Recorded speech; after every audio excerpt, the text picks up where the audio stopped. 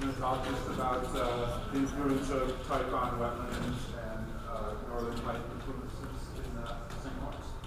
Yeah. Hi everyone, my name is Ericka. I'm a master's student at SUNY ESF working with Farrell.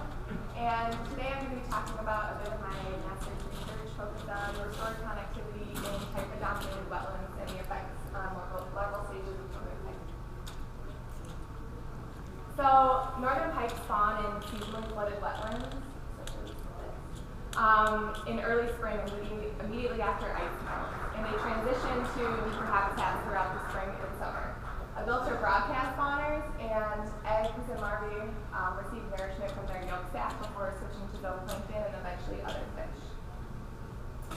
So what do I mean by seasonally flooded wetlands? Well, these are areas that are inundated during flood pulses or high water events. And in temperate areas such as New York, these flood pulses occur in the spring. So when snow is melting and when we have frequent rain events. And flood pulses are important because they establish connectivity between main stems of rivers and productive floodplains. And fish rely on them for their spawning grounds. Fish recruitment has been positively correlated with connectivity during flooding events.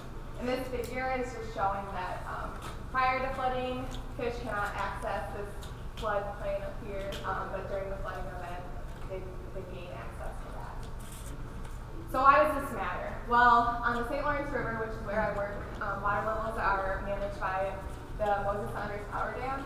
And since the construction of the dam up until this year, those water levels have been managed under Plan 1958.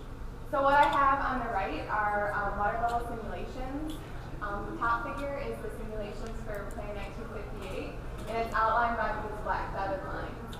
The bottom figure is simulations for no regulation, and you can see that this black dotted line of Plan 1958 is overlain, and it's cutting off a lot of these high water events that are really important to our fishes. Water level regulation has also allowed for the expansion of Typha or cattail taxa. And in the St. Lawrence, we have an invasive species, and we have a hybrid between the invasive and the native. And the hybrid, Typha x glauca, it exhibits hybrid vigor, and it has the best qualities of both the native and the invasive. And it can take over both shallow and deep habitats. And this is important to our fishes because it can block access to important spawning areas. These aerial images are coming from one of our long-term monitoring sites, and you can see that in 1948 and in 1971 there's this tributary back here, and Northern Pike eggs have been collected at the outlet of this tributary. But by 2013, this area is completely blocked to Northern Pike access. And this is just showing this on the ground. So long-term data collected at the Thousand Islands Biological Station, or TIBS, shows that emigration of Northern Pike from these nursery marshes occurs from June 1st to about mid-July, and these are outlined by these black dotted lines. The figure on the left is data from the early 2000s, and if you look on the y-axis, you can see that we're seeing high numbers of emigrating pike from our sites. Data collected for the past 6 years is on the right, and you can, if you look again at the y-axis, you see that the highest number was about 122 individuals, and so that's somewhere like down here on this graph. So we're seeing declines in our number of emigrating Northern Pike from our nursery marshes. So what research do we need? We need to understand requirements of larval Northern Pike in our nursery marshes in the face of changing environments and invasive species. We also need to evaluate the success of restoration and enhancement work that's been done so we can use adaptive management to make changes. And there's also been concern recently for the low productivity and oligotrophic nature of the St. Lawrence River, and what effects that's going to have on the fishery, specifically for food for young fishes. So my sampling location is French Creek. It's a tributary to the St. Lawrence River near Clayton, New York, this little town. And French Creek is a drowned river mouth tributary. It's also a DEC wildlife management area. And it's a low gradient stream, it's highly productive, and it's an important spawning area for Northern Pike. And in case you've never been there, that's Governor's Island, which is where Kids is located. So beginning in 2008, enhancement work was done in French Creek by U.S. Fish and Wildlife FEMREF and also Ducks Unlimited. There's two types of enhancements done. The first is a channel excavation, which uses this amphibious excavator to dig through stands of Typha to reach remnant sedge meadows or seasonally flooded wetlands, which the pike prefer. The second type of enhancement that is done is a spawning pool excavation by this long arm excavator, and this creates complexes of pools and channels within stands of Typha to create new and novel habitat for northern pike to occupy. So for my research, my questions are there differences for physical habitat such as temperature and oxygen, biological environment such as prey availability and selection, and also larval pike survival in these channel, pool, and reference nursery marshes. And I also want to understand if the physical and biological habitat have any influence over survival. And these are just pictures again of these marshes. So the approach that we took to answer these questions was comparing physical parameters using data that we collected during the survey. We examined prey availability and selection using zooplankton grab samples and gut content from larvae we captured at each of our sites. And we assessed survival through a stocking and recapture study where we put pike in each of these sites and then went back to recapture them. For our sampling design, we selected 16 sites within French Creek, 8 reference and 8 enhanced sites. Our reference sites are defined as marshes that are existing in the Typha and nearby our enhanced sites. And within our enhancement techniques, we had 3 channel and 5 spawning pool sites. So we set traps at the outlet channel or the mouth of French Creek during early spring, and we caught adult spawners. We brought the spawners back to the Thousand Islands Biological Station where we did an egg take and fertilization. All the larvae that we used for our study were from the same genetic pairing, so there was no influence of genetic fitness on the larvae. Larvae were reared at TIBS until about 14 millimeters, at which time we stocked them. And prior to stocking, we marked all of our fish with oxytetracycline, which leaves a fluorescent ring on the otolith of the fishes, and this is visible under ultraviolet light. And prior to stocking, we validated our otolith marks, and our detection rate was about 95%. For stocking, we stocked all of our fishes between 2 days in mid-May at all of our 16 sites.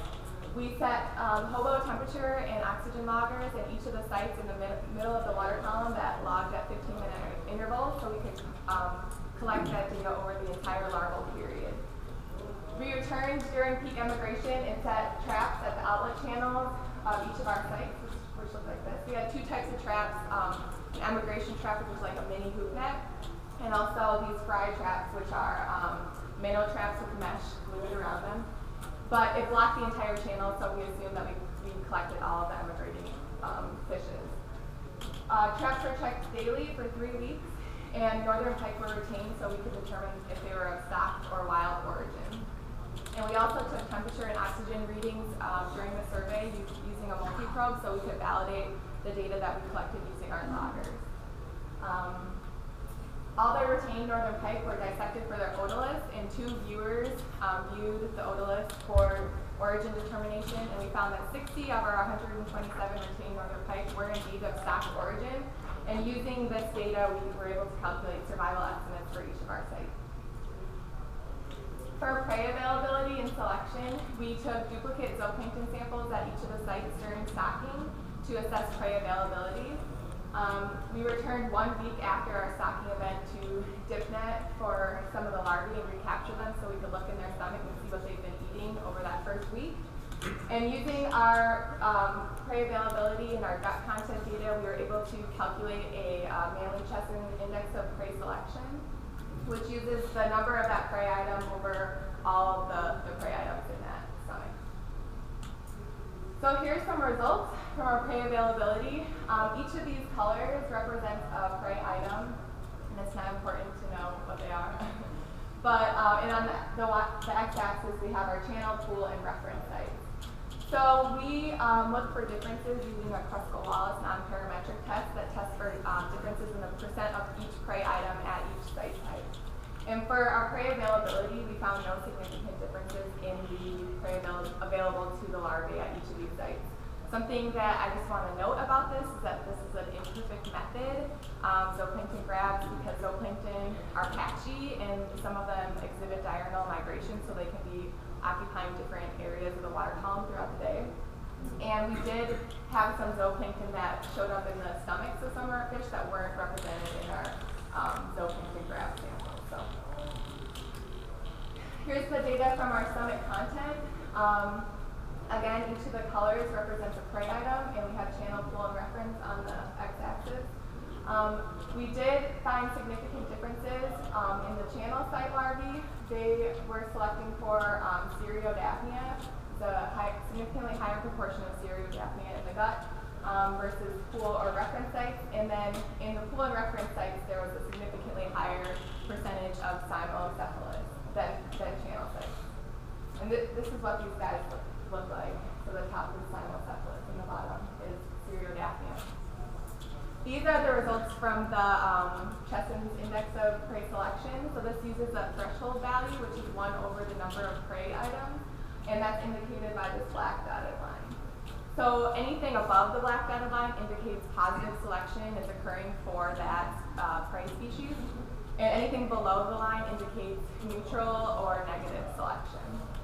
So we did see positive selection for Cereodaphnia occurring at channel sites, and positive selection for Cymocephalus occurring at pool and reference sites. And these animals are both in the Daphnia family, and they are characteristically easy to catch. They're kind of slow, they're really rich in lipids, so they're the perfect prey item for our larval fish. Another thing that I wanted to note is that Cymocephalus was found in some of the guts of fish at the channel sites, but because it wasn't represented in our zooplankton grab, we aren't able to calculate an index value. So this tells me that there may be positive selection occurring for this animal at channel sites, but due to low numbers, they may be switching to a smaller animal, Cereodaphnia, which is, again, really similar, but as I said, just smaller. Here are the results from our emigration. We sampled from June 13th to July 1st and caught a total of 148 Northern Pike during that time. Our peak emigration occurred on June 20th with 18 Northern Pike emigrating on that day.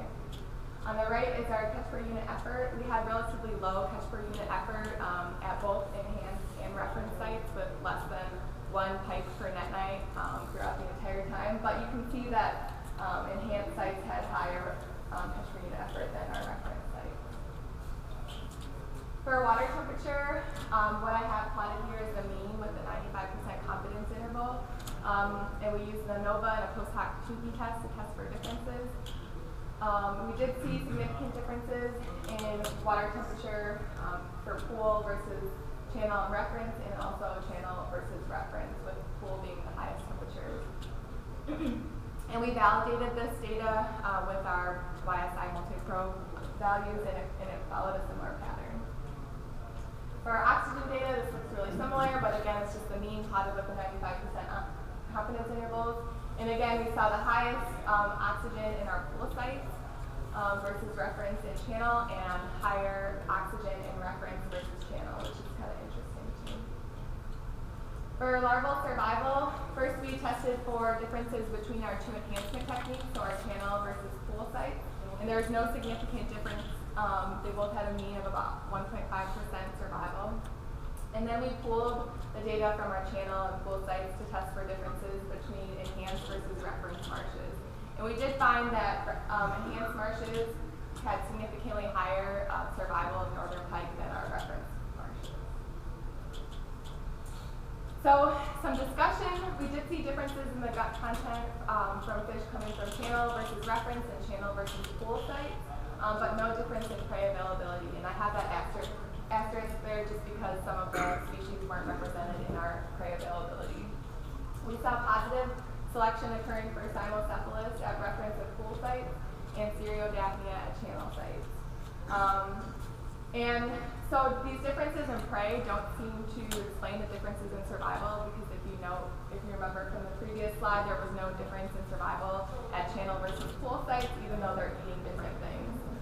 And we did conduct a controlled prey preference experiment in the lab this summer, but I don't have those results for you guys today. So hopefully that'll help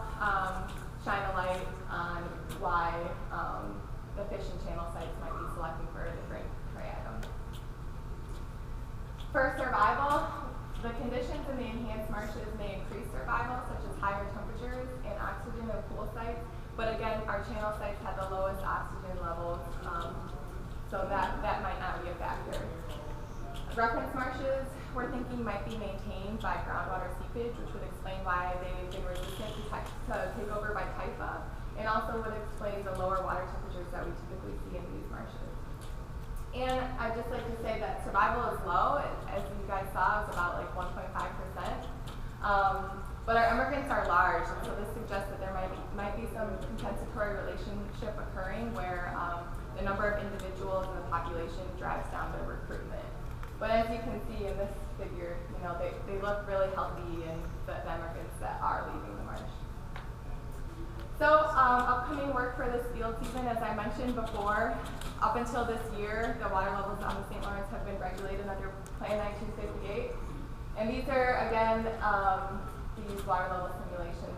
Plan 1958 is at the top, no regulation is in the middle. And beginning on January 1st of this year, there's a new plan that went into action, Plan 2014. And this water level simulation is on the bottom here. And you can see that this is going to allow for higher water levels at certain times of the year, specifically early spring, so the times that are really important for our tributary spawning fishes. So we're going to look at wild northern pike production pre and post Plan 2014 implementation. And we're also going to try and hone in a little bit further on the emigration period of these animals by following the phenology of the population, marking all the animals in specific marshes and noting when we recapture them during emigration. I'd like to thank my other committee members, Dr. Kim Schultz and Dr. Jim McKenna, who's here today. Our funding sources are DEC and U.S. Fish and Wildlife, MREF, and just all the TID staff, technicians, and students that helped me with my presentation. And I will take any questions.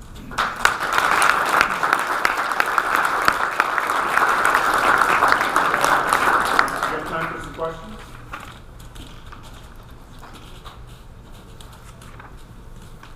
Any other competition from other facets like pickerel, or just pike and animal? We do see some pickerel in there, but typically they're smaller. You know, there may be